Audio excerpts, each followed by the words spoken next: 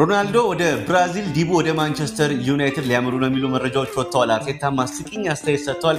ልንገራችሁ ተከተሉኝ። ክርስቲያኖን ለማስፈረምና በዓለም ክለቦች ዋንጫ እንዲሳተፍ ለማድረግ አንድ ስሙ ያልተጠቀሰ የብራዚል ቡድን ከፍተኛ የሚባል አማላይ የዝውውር ጥያቄ ለሮናልዶ ማቅረቡን ማርካ አስነብቧል። ማንቸስተር ዩናይትድ በኦናና ተስፋ የቆረጠ ይመስላል። ቪላን ለቆ ወደ ሳውዲ ያመራል የተባለውን ኤሚ ማርቲኔዝ ዲቡን ለማስፈረም ጥያቄ ማቅረቡን ፋብሪዚዮ አስነብቧል። አርቴታ ዳግም አወዛጋቢ ሀሳብ ሰጥቷል። ፕሪሚየር ሊጉን ለምን አልበላችሁም ሲባል ቀይ ካርድ ስለምናይ ነው ብለዋል። ሩበን አሞሪም በቶተናም ተሸንፈው ዋንጫ ቢያጡም እንኳን እንደማይሰናበቱ በዛሬው ዕለት ሰንደይ ሚረር አስዘግቧል። ጀረሚ ፍሪምፖንግ በቀጣዮቹ 48 ሰዓታት ውስጥ በሊቨርፑል የሕክምና ምርመራ ያደርጋል ሲል የዝውውር ዘጋቢው ፍሎሪያን ፕሌተንበርግ አሳውቋል። በስተመጨረሻም ዲቡን ሊያጣ የተቃረበው ቪላ የሊቨርፑሉን ሁለተኛ በረኛ ካዋሜን ከሊሄረን ለማስፈረም ይፈልጋል ሲል ዘአይ አሳውቋል። እነዚህ አይነት መረጃዎችን ስትፈልጉ ፔጁን ላይክ፣ ፎሎ፣ ሼር ማድረጋችሁን እንዳትረሱ። ያበረታታችሁ ይመቻችሁ። ዩናይትድ እና ሊቨርፑል አዳዲስ ዝውውሮችን ሊጨርሱ ከጫፍ ደርሰዋል። ሌሎች የተሰሙ ጉዳዮች ምን ይመስላሉ? ልንገራችሁ ተከተሉኝ። ዩናይትድ የማቲያስ ኩናን ዝውውር ለማጠናቀቅ ከጫፍ ደርሰዋል ሲል ፋብሪዚዮ አሳውቋል። ዩናይትድ ለዝውውሩ 62.5 ሚሊዮን ፓውንድ ይከፍላል። ከዚህ በፊት ይህ ዝውውር ያለቀና ኪዩና እስከ 2030 ድረስ እንደሚፈርም ኮንትራቱን የሚታደስ 1 ዓመት እንዳለው ነግሬያችሁ ነበር። በሌላ በኩል ዩናይትድ 1 ዓመት ኮንትራት በብሬንትፎርድ ለቀረው ዊሞ 50 ሚሊዮን ፓውንድ ሊያቀርብ ነው ሲል ፊጃጄስ አስነብበዋል። ሊቨርፑል የሚሎስ ኬርኬዝን ዝውውር እየጨረሰ ነው። ከልጁ ጋር በግል ጥቅማ ጥቅምም ተስማምቷል። አሁን በዝውውር ሂደት ላይ ሁለት ክለቦች እያወሩ ነው ሲል ፋብሪዚዮ አሳውቋል። ሪያል ማድሪድ የአሌክሲስ ማካሊስተር ፈላጊ ሆኖ ብቅ ብሏል ሲል ፉትቦል ኢንሳይደር አሳውቋል። አስቶን ቪላ ፈራን ቶሬስ ላይ አይኑን እንደጣለ ነው። ለዝውውሩ የሚያስፈልገውን 42 ሚሊዮን ፓውንድ ለመክፈልም ዝግጁ ነው ሲል ሙንዶ ዲፖርቲቮ አሳውቋል። ዣቢ አሎንሶ ፍቃድ መስጠቱን ተከትሎ አንጋፋ ሞድሪች በማድሪድ ይቆያል ሲል ማርካ አሳውቋል። ታላቁ ኤሲ ሚላን ከትላንትና ምሽት የሮማ ሽንፈቱ በኋላ ከአውሮፓ ውድድሮች ውጪ መሆኑን አረጋግጠዋል። በስተመጨረሻም ጋላታሳራይ የቱርክ ሊግ ሻምፒዮን ሆኗል። ኦሲሜንም ደምቆ ዓመቱን ጨርሷል። እንደዚህ አይነት መረጃዎችን ስትፈልጉ ፔጁ ላይክ፣ ፎሎ፣ ሼር ማድረጋችሁ እንዳትረሱ። እያበረታታችሁ ይመቻችሁ።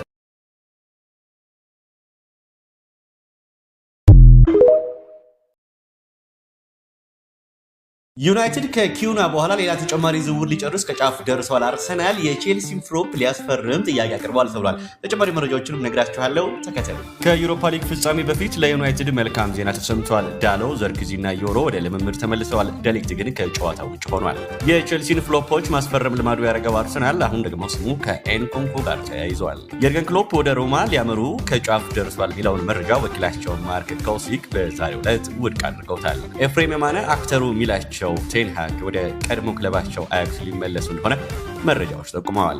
የማቲያስ ኩናን ዝውውር የጨረሰው ዩናይትድ የዴላፕን ዝውውርም ሊጨርስ ከጫፍ ደርሷል። ከልጁ ጋርም ሚስጥራዊ ውይይት አድርጓል። የጆርጊኖ የአርሰናል ቆይታም አብቅቷል። ወደ ፍላሚንጎ እንደሚያመራም ተነግሯል። በስተመጨረሻም ከቪርዝ ዝውውር ራሱን ያገለለው ሲቲ የባርሳው ኦልሞ ላይ አይኑ ተክሏል። እንደዚህ አይነት መረጃዎችን ስትፈልጉ ፔጁ ላይክ፣ ፎሎ፣ ሼር ማድረጋችሁን እንዳትረሱ። እያበረታታችሁ ይመቻችሁ። ማንቸስተር ዩናይትድ አንድ ወሳኝ ተጫዋቹን ሊሸጥ ተቃርቧል። አርሰናል ደግሞ ከወሳኝ አጥቂ ጋር ስሙ ተያይዟል። ዛሬ ወጥ መረጃዎች ምን ይመስላሉ?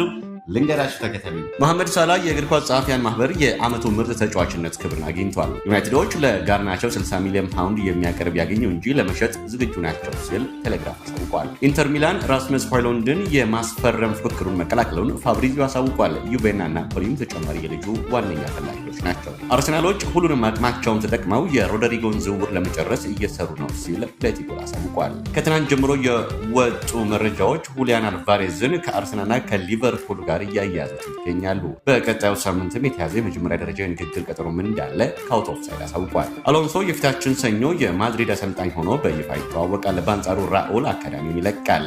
ማድሪድን የማሰልጠን ህልሙ አሁን ባለመሳካቱ ተናግሯል ሲል ሬልዶ አሳውቋል። ቼልሲ የብራይተኑን ጆዋው ፔድሮን ለማዘዋወር ከብራይተን ሰዎች ጋር ውይይት ጀምሯል ሲል ሜል ኦንላይን አሳውቋል። ፔድሮ 50 ሚሊዮን ፓውንድ ተገምቷል።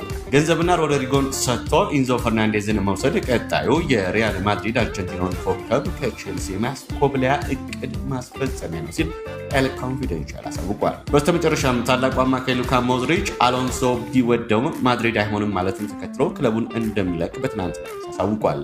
ትልቅ የሽኝት ፕሮግራም በመጨረሻው ጨዋታ ላይ እንደሚደረግለት ተነግሯል። እንደዚህ አይነት መረጃዎችን ስትፈልጉ ፔጁ ላይ ፎሎ፣ ሼር ማድረጋችሁን እንዳትረሱ። ይመቻል። አቡበከር ናስርን እንደዚሁ ማንቸስተር ዩናይትድን፣ አርሰናልና ታላላቅ ክለቦችን የሚመለከቱ ወሳኝ የዝውውር መረጃዎች ወጥተዋል። ልንገራችሁ ተከተሉኝ። አቡበከር ናስር በጅቡቲ ጨዋታ ከደረሰበት መጠነኛ ጉዳት እያገገመ ነው። የሰንዳውንስ ኮንትራቱ እስከ 2027 ይቆያል። አሁን ያለው የሱፐር ስፖርት የውሰት ውሉ በጁን 30 ይጠናቀቃል። ቀጣይ የአቡኪ ማረፊያም ያን የሚታወቅ ይሆናል። ዩናይትድ ካሴሚሮን፣ ማጓየርን፣ ሾውን፣ ኦናናን፣ ጋርናቾን፣ ሆይሉንድን፣ ሜኑንና ብሩኖን ለመውሰድ ጠቀም ያለ ሂሳብ የሚያቀርብ ያገኙ እንጂ ለመሸጥ ዝግጁ ናቸው ሲል ሚረር አስነብቧል። አርሰናል የማድሪዱን ሮድሪጎን ማስፈረም የማይችል ከሆነ በአማራጭነት አድሜልዋን ሉክማንን ይዟል ሲል ፕሌቲ ጎል ጽፏል። ሪያል ማድሪድ ለሞድሪች ምትክ እንዲሆን ቪቲንሃን በዊች ሊስቱ ላይ መያዙን ማርካ አስነብቧል።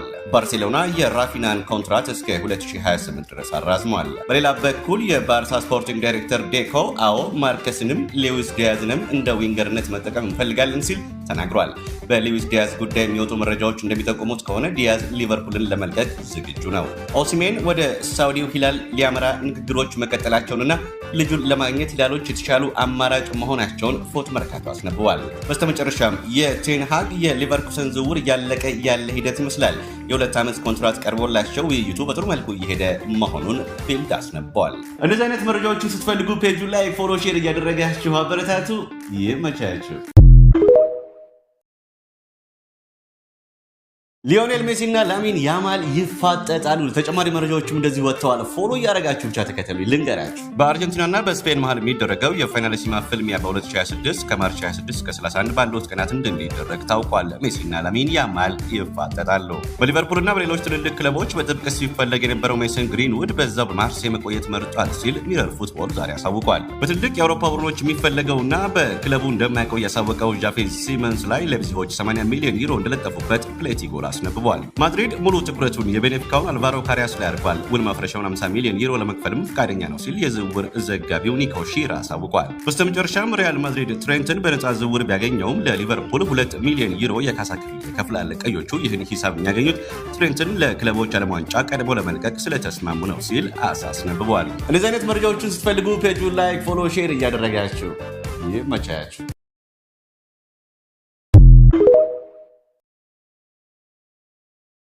የኬሬሽን እንዲሁ ሴስኮን የሚመለከቱ አዳዲስ መረጃዎች ወጥተዋል። ልንገራችሁ ተከተሉ።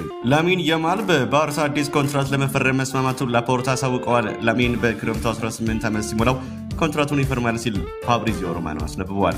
ቤንጃሚን ሴስኮ በአርቢ ላይፕዚግ እንደማይቆይ አሳውቋል ሲል ፋብሪዚዮ ሮማኖ አሳውቋል። አሁን እንግዲህ አርሴዎች ወገባቸውን ጠበቅ ማድረግ ነው። በሌላ በኩል የኬሬሽን የሚፈልግ ክለብ 65 ሚሊዮን ያቀርብ እንጂ መውሰድ እንደሚችል ስፖርቲንግ ማሳወቁን በሌላ በኩል ፋብሪዚዮ ዛሬ አሳውቋል።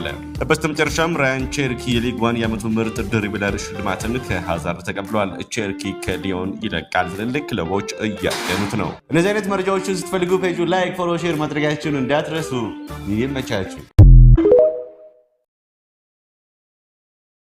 ሊዮኔል ሜሲ እና ላሚን ያማል ይፋጠጣሉ። ተጨማሪ መረጃዎችም እንደዚህ ወጥተዋል። ፎሎ እያደረጋችሁ ብቻ ተከተሉ። ልንገራችሁ፣ በአርጀንቲናና በስፔን መሃል የሚደረገው የፋይናሊሲማ ፍልሚያ በ2026 ከማርች 26 እስከ 31 ባሉት ቀናት እንደሚደረግ ታውቋል። ሜሲ እና ላሚን ያማል ይፋጠጣሉ። በሊቨርፑልና በሌሎች ትልልቅ ክለቦች በጥብቅ ሲፈለግ የነበረው ሜሰን ግሪንውድ በዛው በማርሴይ መቆየት መርጧል ሲል ሚረር ፉትቦል ዛሬ አሳውቋል። በትልልቅ የአውሮፓ ቡድኖች የሚፈለገውና በክለቡ እንደማይቆይ ያሳወቀው ጃፌዝ ሲመንስ ላይ ሌፕዚጎች 80 ሚሊዮን ዩሮ እንደለጠፉበት ፕሌቲ ጎል አስነብቧል። ማድሪድ ሙሉ ትኩረቱን የቤኔፊካውን አልቫሮ ካሪያስ ላይ አድርጓል። ውል ማፍረሻውን 50 ሚሊዮን ዩሮ ለመክፈልም ፈቃደኛ ነው ሲል የዝውውር ዘጋቢው ኒኮ ሺራ አሳውቋል። በስተመጨረሻም ሪያል ማድሪድ ትሬንትን በነፃ ዝውውር ቢያገኘውም ለሊቨርፑል 2 ሚሊዮን ዩሮ የካሳ ክፍያ ይከፍላል። ቀዮቹ ይህን ሂሳብ የሚያገኙት ትሬንትን ለክለቦች ዓለም ዋንጫ ቀድሞ ለመልቀቅ ስለተስማሙ ነው ሲል አስነብቧል። እነዚህ አይነት መረጃዎችን ስትፈልጉ ፔጁ ላይክ፣ ፎሎ፣ ሼር እያደረጋችሁ ይመቻችሁ።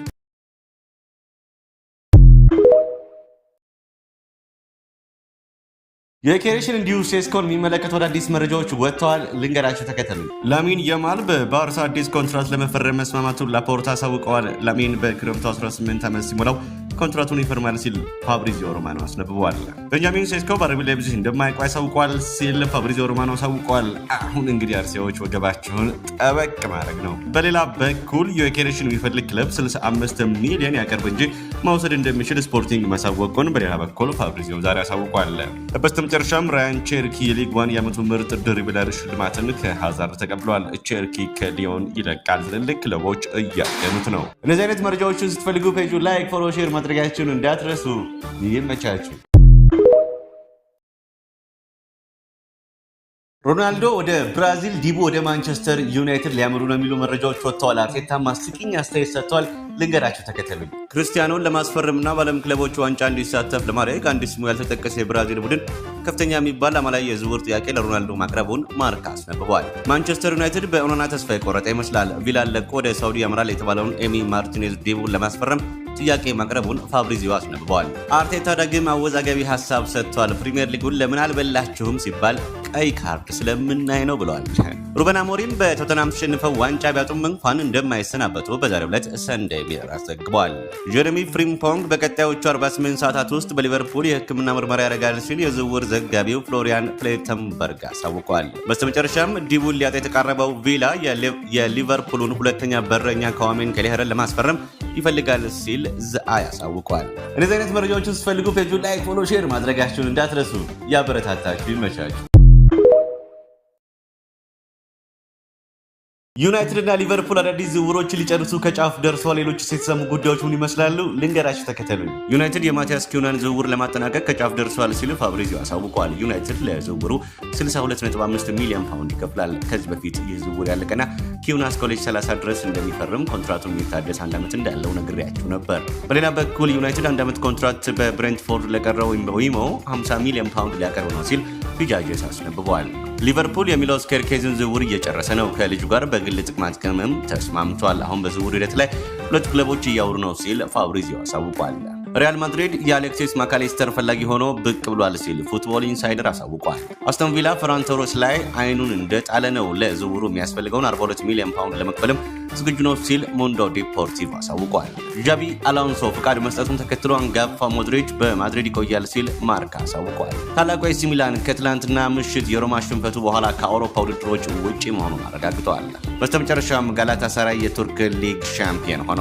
ኦሲሜንም ደምቆ ዓመቱን ጨርሷል። እንደዚህ አይነት መረጃዎችን ስትፈልጉ ፔጁ ላይክ፣ ፎሎ፣ ሼር ማድረጋችሁ እንዳትረሱ። እያበረታታችሁ ይመቻችሁ።